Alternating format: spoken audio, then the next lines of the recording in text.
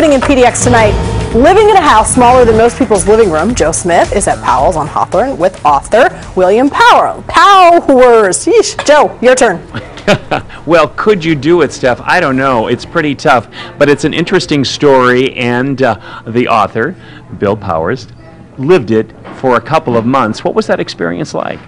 Well, Joe, it's living on a 12 by 12 house there's no idiot's guide to doing it. You have to figure things out one at a time. So it was learning how to grow your own food, how to harvest water off of the roof, how to live without electricity, with just by candlelight, like our grandparents or great-grandparents did. And you told me you did have a computer, but once the battery ran out, then you had nothing. That's right. So I had my laptop, and then there's nowhere to plug it in at the end. Now, more importantly, I guess, is what you learn from this experience of going through it. I learned to live much more simply. I live in New York City now, and really the thing is asking myself each day, what's my 12 by 12? How can I scale back to enough? So, for example, I plant my own food in my own garden now and grow it. I'm doing a solar hot water heating for my house, and I try to take public transportation everywhere I go. But it isn't so much about being able to do all of that, though, as I see it. Is it really about, when you say finding your 12 by 12, is that really finding your space where you feel most comfortable?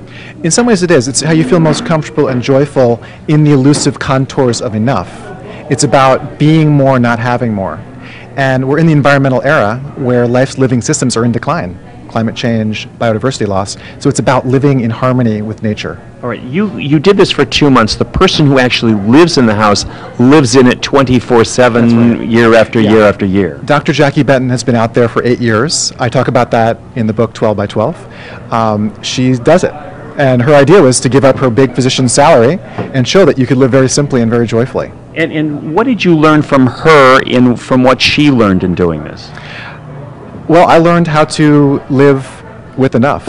I've eliminated a lot of clutter from my life, and I learned a lot about spirituality and sort of spending time in nature and tuning out the inner voice in your head and just listening to nature and being much more close to it. But once you get back to the city, does it all come back, or do you have a disdain in some ways for that and really want to get into your 12 by 12? I would love to be back in the 12 by 12 in some ways.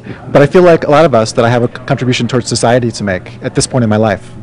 And it's not about going into a retreat forever.